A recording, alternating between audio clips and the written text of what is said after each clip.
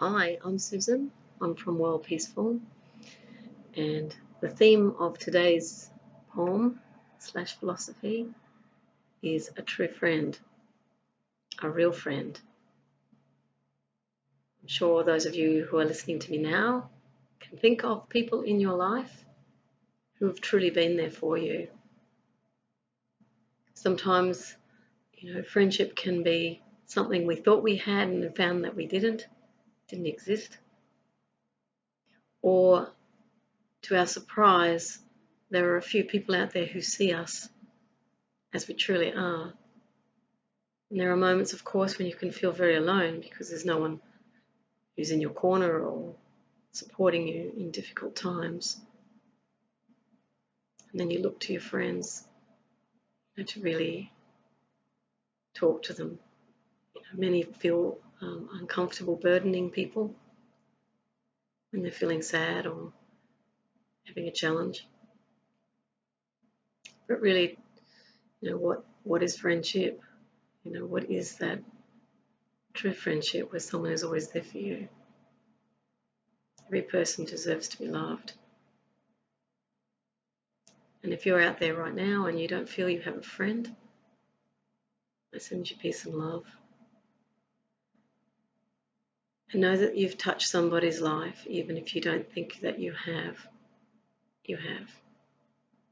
And maybe some of those people who you thought were not your friends, maybe they really were your friends in disguise, but just didn't tell you.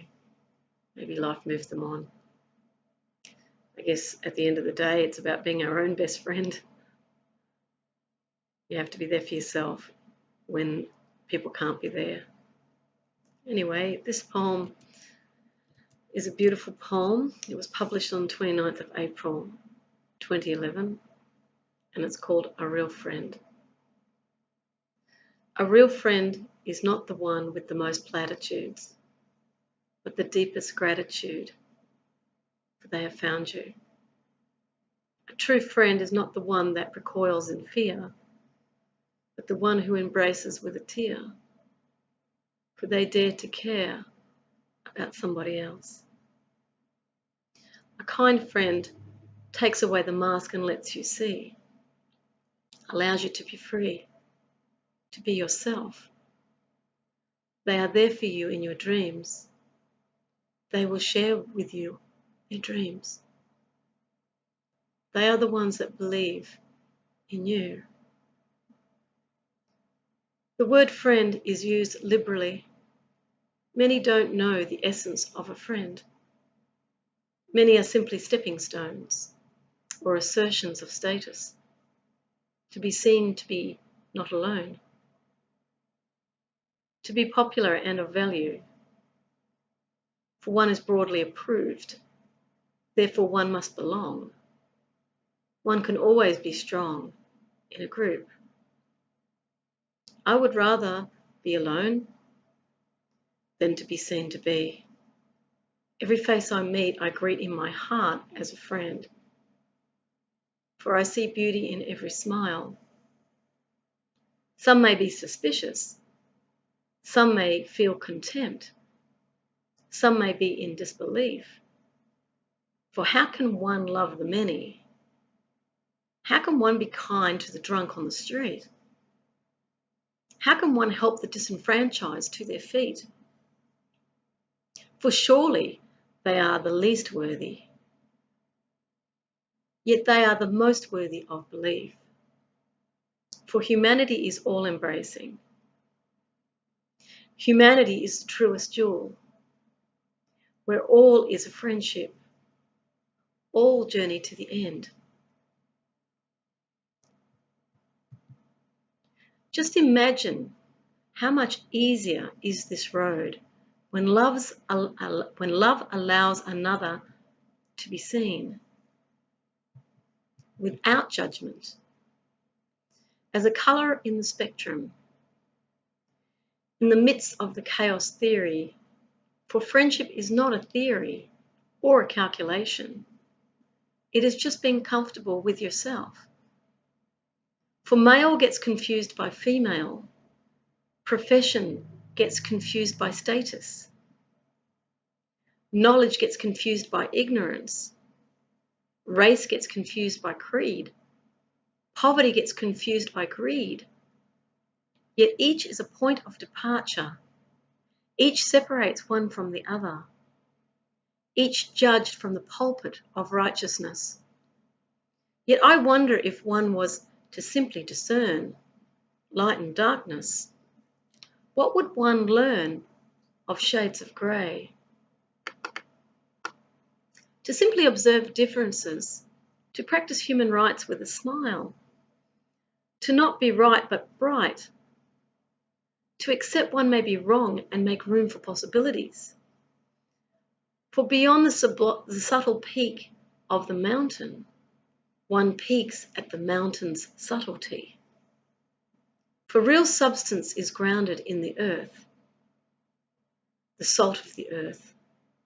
For each is a story that is long and detailed, and a miracle to be enchanted, a wish to be granted. For friendship is the sea of generosity on the wings of freedom. It forms a daisy chain around the earth, playing carelessly on the grass, plucking courage to be forthright, to see with second sight another's plight. For I have been told that you are an angel, yet what you do is average in a loving world. It is extraordinary in a world that no longer cares, that doesn't stop to give a hand, that doesn't ring to understand, that turns its back on opportunity, that sits waiting quietly to be seen. For in every moment, a golden opportunity is calling you to love yourself.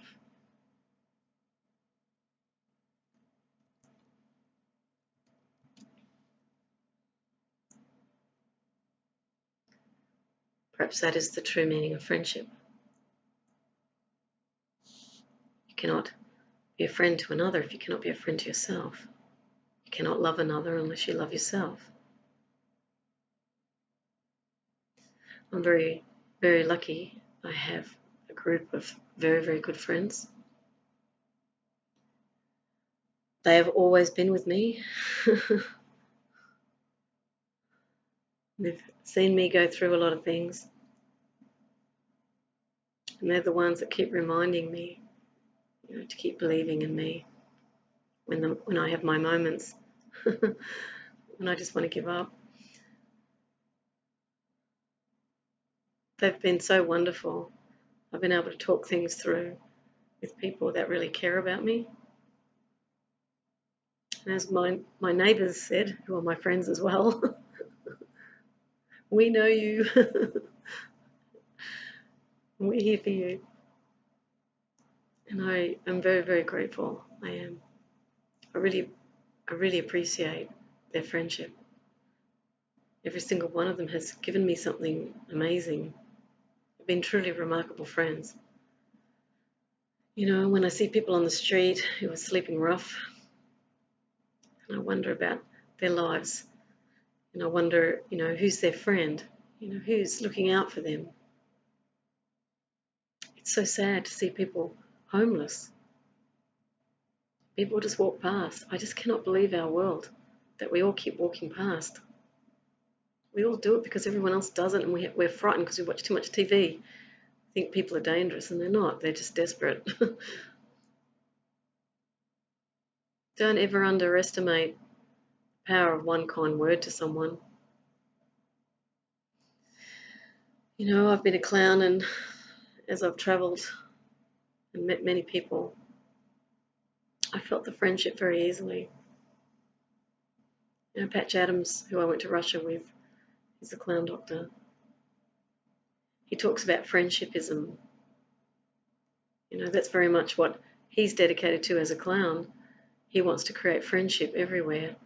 And I'm a Rotary Peace Fellow. Rotary talked about Paul Harris, who was the founder of Rotary. He travelled all the world. He was a vagrant himself. He went from house to house. He did odd jobs. in lots of different places, travelled to a lot of countries trying to get work, and he met a lot of people and he made a lot of friends.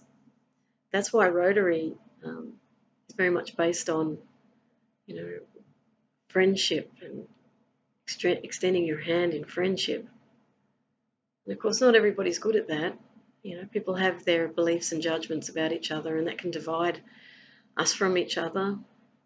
If people are not believing what you're believing, sometimes we can exclude them, or they might have a different personality, or we might be personally irritated by someone. But, people like Paul Harris, I think, were a great example of, really befriending everyone. And certainly Patch Adams is that as well. He was lovingly kind to orphan children. He used to pick the one that was the saddest and loneliest, and he'd put them on his lap and he'd play with them and really give that child an experience of love, an unconditional love was what he was doing, and that was friendship. Now, it doesn't mean they become friends for the rest of their life. It's just friendshipism. It's just being a friend to someone, and that's creating a safe space where people aren't rejected. I've been to some horrendous orphanages. I'm thinking of India here, where I've seen really badly deformed children, and I've, tapped on their table because they've had a food table in front of them. They've been in a wheelchair or in chairs. And I remember doing that with a girl. I was whacking her table, she was whacking the table. She had some form of autism or something. She had some sort of intellectual disability. I'm always hesitant to say the word disability because I see it as a difference. I don't see people as less able. I think they're just differently able. You'll find there's gifts in every human being. I've been to these places where children are really in difficult circumstances. They've been left. Their parents didn't want them, or the parents couldn't afford them, or parents were sick. Whatever the reason, the child has ended up in the orphanage. And they don't get a lot of love. And so as clowns, we went in there and we gave friendship, even if it's just for a little moment. You can't know the impact a smile can make. I have been told myself when I clowned at hospitals, I've been told by a really lovely old lady, I always remember, she says, "Dear, you made my whole day," just because I smiled at her. And we go into the world and people are not smiling at each other. They're not giving to one another. They sit in aloof, disconnected disinterest at times. At other times, people do connect, and I have seen that. But increasingly, I see the fear in people, and I know it's only going to bring more unhappiness into our world. I try my best, I'm not always able to step across the room towards someone. Sometimes I can't. But in my own way, I send what I can to bring something beautiful into the world. But we're in a world where people don't even smile at you when they walk past. I mean, I still do. I'm not typically afraid of that. I have a way of connecting with people. But a true friend really sees you as you are.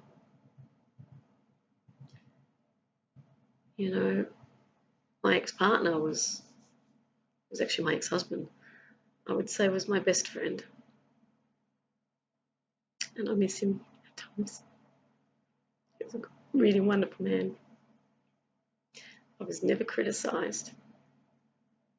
In 11 years, I was never criticised. Not one negative word was said to me. I wasn't indulged either. He was down to earth, really kind man. He helped me learn to ride a motorbike. I learned to ride a 550 CBX Honda. I was one of the first women doing it. And he never ever saw me as incapable of anything. And he was a wonderful intellect as well. He had a great mind. So we would have lots of wonderful political discussions. I do miss him from time to time because he truly was a real friend to me. I haven't had a lot of people who have really walked with me in this life, but he was one. And I had another wonderful partner who I was with for about 6 years. And I actually had a look for him today. He's an Afghan man. He was the most beautiful poet. His artwork was unbelievable. He's doing lots of paintings in Afghanistan now to bring peace and joy to the people. So what he taught me again was unconditional love. He never criticised me. In fact, I've had 17 years of not being criticised or put down by two very, very beautiful people. And they shared everything. And the second one, who was very special to me, he showed me the power of art and the depth. You know, he would paint and he would not think of anything. He went into that stillness. I never heard him criticize anybody. He was always willing to look at them with goodwill. He was the one that cooked in our place. He cooked all the food. I ate it. I was good at that. We sort of shared, and I helped him with English, and I helped him, get to where he needed to go. I supported him in what he was doing with his artwork. And now he's bringing peace to his country. And I saw his work today and I was so inspired. And I felt the privilege of having shared his journey with him. I've always had a very deep belief in peace. And sometimes people can get very cynical, particularly when the world media, I will say, reflects a world that we're seeing at the moment. It's not the real world. I can absolutely guarantee you that as a peacemaker myself, it's not. I travelled the world. People are very wonderful. It's the politics we're having problems with. People are not resolving conflict.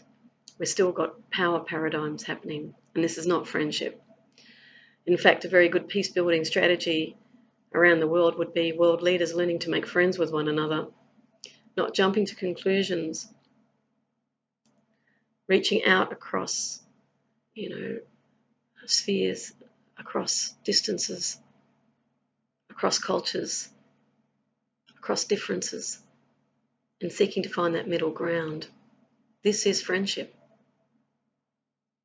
Friendship is actually love in another form. It's extending your hand out to someone. And when people shake hands, it's come from that tradition of the sword. So you're shaking with the other hand, the hand that you wouldn't actually it is the sword hand that you're shaking with because you're showing that you're a friend. You can be an enemy or a friend. Well, my vision is we learn to become friends, all of us. And when you truly see people, they will be a friend. They don't have to be your friend. It doesn't have to be returned. As I said, it's not an investment in my poem. It's unconditional. You're just handing out your friendship to people unconditionally, meaning you can take it or leave it. This is peacemaking in the world. This is not anything else. It's just being a friend. Unfortunately, it gets confused sometimes. People see it as something else. So I guess I'll finish on that note of I feel very grateful for the beautiful friends that have come into my life, and I thank you for seeing me as I am and for really being there for me when I really needed friends. for the most part, I pretty much can stand on my own 2 feet, and I've been a very independent person. I haven't reached out to people very much because I've always preferred to deal with things by myself. But in some very difficult moments, I've had to reach out, and I've had the most amazing friends, and they're still there. So I would just say thank you with great, great love. And I thank my family too. You know, certain members of my family have already been there for me. And I'm just sending love and deep gratitude for friendship. Thank you. Have fun. Bye.